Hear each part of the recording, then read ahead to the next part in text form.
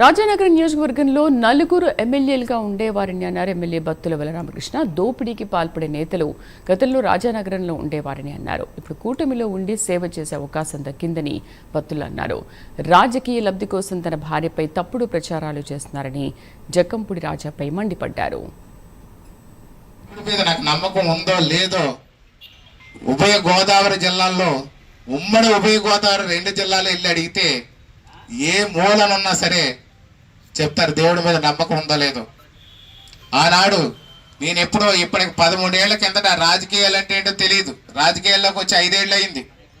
13 ఏళ్ళ కిందటే 54 దేవాలయాలు నిర్మాణం చేసిన వ్యక్తిని నేను. అలాంటి 54 దేవాలయాలు నిర్మాణం చేసి నేను నాకున్నటువంటి భక్తి ఏంటో నేను ఎవరికి మీకు చెప్పనవసరం లేదు.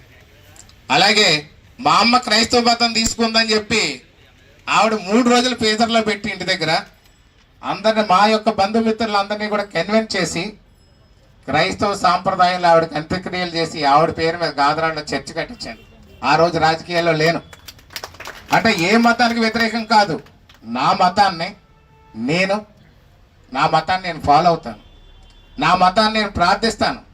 నా మతాన్ని గౌరవిస్తాను, పూజిస్తాను. అలాగే పరమతాన్ని గౌరవించే సంస్కృతి సాంప్రదాయం ఉన్నటువంటి వ్యక్తిని నేను.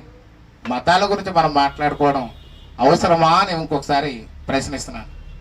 అలాగే చెరువులు దోసేస్తున్నారు. ఎవరో బలహీనుడైనటువంటి ఎవరన్నా ఒకరిని తీసుకుని చెరువులు దోసేస్తున్నారు అని చెప్తున్నారు. నాకు చెరువులు దోయాల్సిన అవసరం లేదు. నాకు ఈ యొక్క రాజకీయం మీద డబ్బులు సంపాదించుకోవాల్సిన అవసరం నాకు లేదు.